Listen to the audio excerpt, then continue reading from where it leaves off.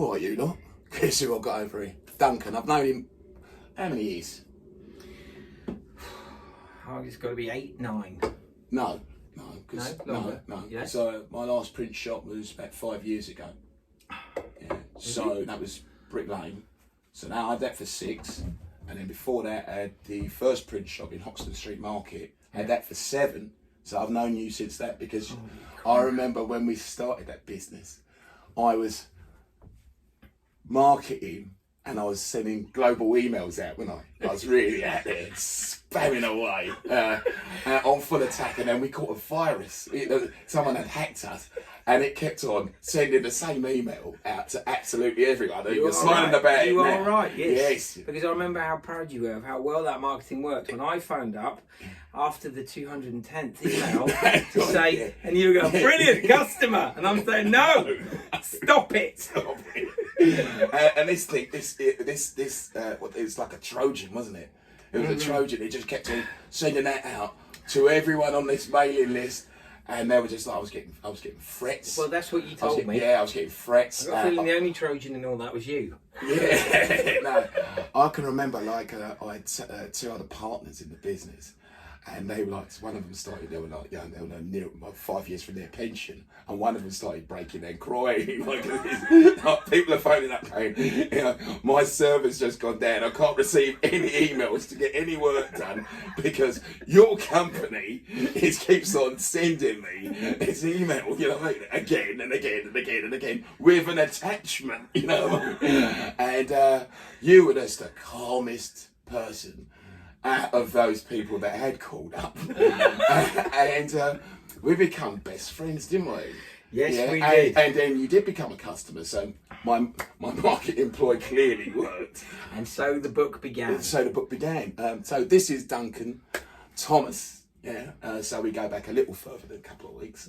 And it's going to be on this podcast that you're going to see on the YouTube channel. I'm that guy 6338. That's YouTube channel. I'm that guy 6338, and we're going to be discussing real life issues. And my wingman's been through it with his daughter. Yeah. Yeah. So tell us what's going on. What's going on? What's been happened going and on? how it come about. The world of it. So I think you can. Many people know probably about the kids and the social media side of things, and how that can massively exacerbate kids' sort of mental states. So that was step 1, the early stages, which as an ignorant father, I'm completely naive to what was going on. But then the bigger explosion, that was sort of bubbling along in the background. There's a few little spikes of that at school, and managed to work through those, and it's okay, that's fine. And then there was the big explosion when she went on holiday. And putting it sort of simply, she was, I guess she was sort of semi-groomed when she was on holiday by a guy. And again, one of the dangers of Snapchat, because what I didn't know, and I'm not sure if she was even aware, so she was, 14 then, when this was all happening. And on Snapchat, obviously, with Snap Maps, anyone can follow you and find you wherever you are, right? So she was on holiday, she was sat there having dinner last night, having a dinner with her grandparents. And this was out in the Caribbean, amazing holiday, luxury for everybody. And then this guy rocks up, who she'd met on like a Go Ape equivalent thing, and he was just one of the people who were working there. Right. Anyway, he tracks her down. He kept messaging, and she's like feeling really awkward and really difficult because my daughter Melly, she's one of those people who she's a people pleaser. Yeah. Never wants to say no to anybody. Never wants anybody to be off. Just wants everyone smiling. Everyone happy, comfortable. Yeah. This guy just kept going and kept going. So she walks out to say, she sort of makes an excuse. She goes to the toilet, she walks outside, out the back, just because she was a bit embarrassed about this was going on. She didn't want to tell anyone what's out the back.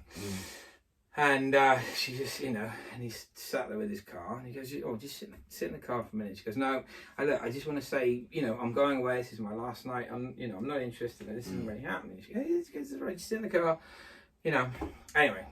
And you were oblivious to this? Yeah, I wasn't there. She was on holiday with her grandparents on holiday. Yeah. So then she sits in the car innocently, doors lock, and then that goes a bit grey and hazy because she doesn't really want to talk about all the details, but one thing led to another, and the next thing I knew was that obviously was when later on down the line, and we'll come back to all the in-betweens, but later on down the line, Then when the police were giving me some of the details as to what had happened, because she didn't want to talk about it. Now, the gap in between, so this incident happened, which was obviously a big sort of sexual abuse incident, let's call it. A predator. He'd obviously, and what transpired later was that he'd obviously tried to rape her. Jesus. And anyway, she managed to get out of all of that. This had all happened, horrifically scary. Won't go into all those details. Yeah. But then what happened was she didn't want to tell anybody. It's a typical scenario, as I now understand, going through all of this. And even, a lot of the sort of the support people from the police would tell us that, there are women who will not tell anybody until up to like sort of 8, 9, 10 years later. Yeah. So suddenly, Maddie was at school and she had this incredible breakdown. And then the school called me in. It's like, what's going on? And that was the first touch of when she goes, oh, look, I've been holding this in. This was probably about 4 months later after the holiday. I've been holding all this in. Couldn't tell anybody, didn't want to tell anybody, didn't want to tell you Dad. It's very embarrassing. I was guilty, I was embarrassed, I didn't know what was going on. Exactly. All those sort of standard things. It's like, okay, not to worry. Then the police get involved and things sort of calm down. We thought, okay, she feels like she's vented it. Things are in control. We're making moves. We're going to sort it. Then, let's fast forward a couple of months later, and at about 2 o'clock in the morning, Maddie comes into my bedroom. Goes, Dad, I'm really not well. Now Maddie's not like that. She's not hypochondriac. She's not just like, well, what's going on? She doesn't call wolf. She doesn't call wolf, right? And she's, she's pretty healthy. Yeah. So what's going on? And then she just literally comes out clean. She goes, I've taken a lot of tablets. And basically what had transpired was she'd taken about 30 really hardcore sort of headache tablets, ibuprofens. Now, I instantly phoned the hospital, or the 111, and they said, right, okay, this is what I think they were, this is the packet. And he goes, it's okay, they're not the super strong ones. And then it says, it should be okay, lots of water, you should be fine. 20 minutes later, I get a call back. And they said, hang on a second, we've just double checked the brand. Now, this was a brand that we got in America, right? And they said, no, this is 3 times stronger than we thought they were. You have now got less than an hour and a half before the body's going to start shutting down. Right. Okay. So you've got to get to the hospital immediately. Right, okay. So then that I thought they would have asked, to take her to the hospital anyway. Yeah. In the first place. This was it. Yes. Exactly. So it's a little bit odd, but luckily, whoever was behind the scenes double checked all the details and came straight back. So that was it. Massive overdose situation was happening.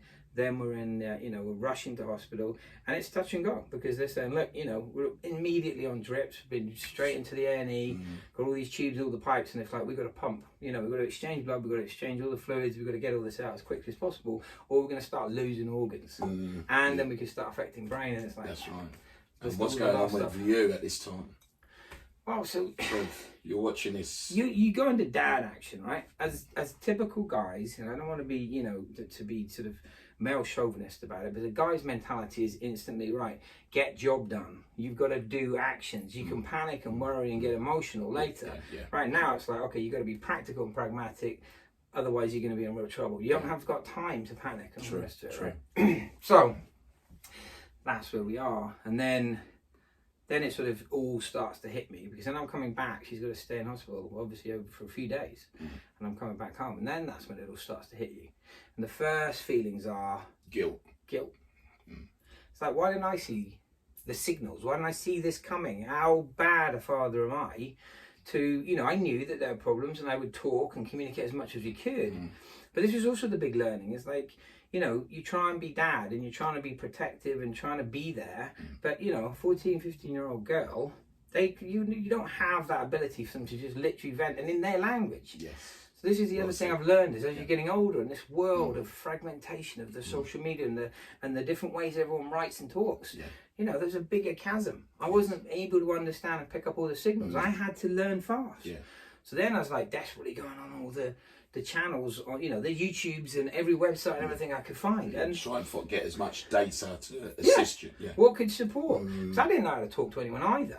It's like, how do I talk to friends? Because it's like, first of all, I'm still dealing with the guilt. So for me to admit and tell people, then I feel I'm going to be judged. Yes. So then you compound it. Exactly. And the stigma gets in again. Exactly. So You get these double levels for Maddie, now. but also for yourself. So, That's exactly it. So then you're dealing with these sort of different levels, and then I'm sort of realizing, I'm a single dad with the 2 kids, and actually what I suddenly then realized also was there's a lot of information for mums and for single mums, but there isn't actually a great deal for dads and for dads going through that situation, and there's not many people who've really invested the time to help you communicate with your daughter. You can communicate with your son a lot easier because there's just lots of automatic things, But with your daughter, it's a whole new ballgame, and that's bad enough when you're learning as a dad to go through teenage daughter stuff as natural. But now there's a whole new world of it. So, so that's where we got to. Isolated with dealing with this. 100% isolated. All these different emotions of guilt, but still trying to be proactive. And then we started going through these support phases, and again, that sort of it made things even worse because. So then, when you're in the hospital, they give us, they're giving you some support. There's sort of a specific child service. I forget the name of it at the moment that we were given. Right. They said, right, we'll get to them.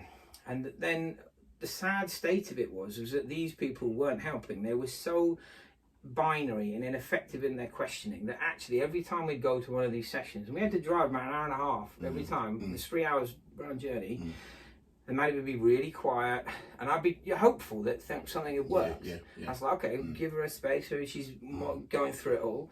But again, it was another level, another whole new level, because she wanted help. Yes. They weren't doing it. She felt guilty because I was taking time out of work and we're doing all this big driving, and I was so hopeful. So she didn't want to tell me that it wasn't working. So then it took us into another level. So, what it all has come down to, we had to get to a place where Maddie and I could almost get to a place we could joke about it. We could put some time behind us. We said, look, we've got to work out our own sort of vocabulary. Language. Right. That's right. Our keywords and things. So between us, it almost becomes like a fun sort of secret joke. We can joke about it. If you're feeling like this, we're going to use this word. We're going to do these words, okay? Right. And let's laugh. Yes. I said, because otherwise, it's the best healer. Yeah, it's the best. Because healer. I said, otherwise, what I was really worried about is that in one way I thought this could be a bond, this can be a place where we can really, it's a deeper connection than a lot of parents would hopefully ever have to go through.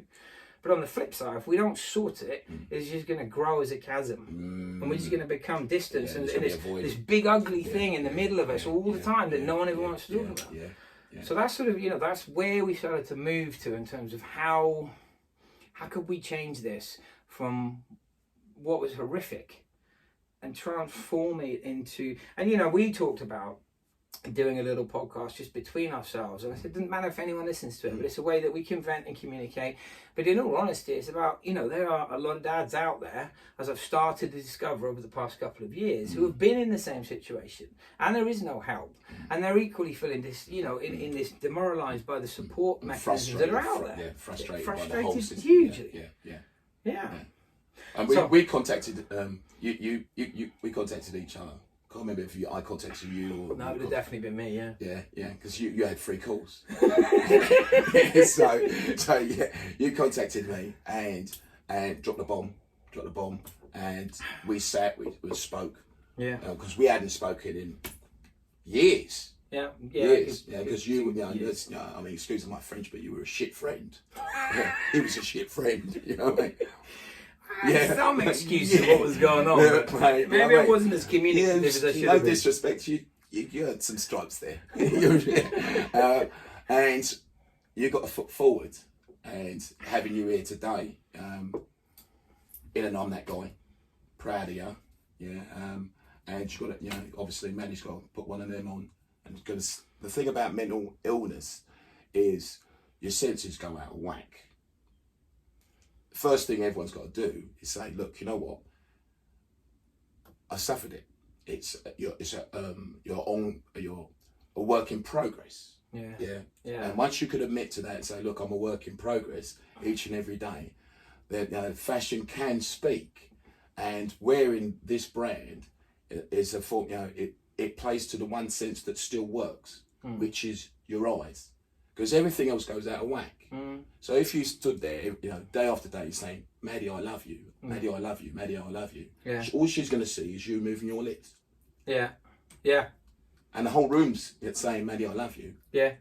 She's just going to see it. Behind her eyes is just a set of lips moving.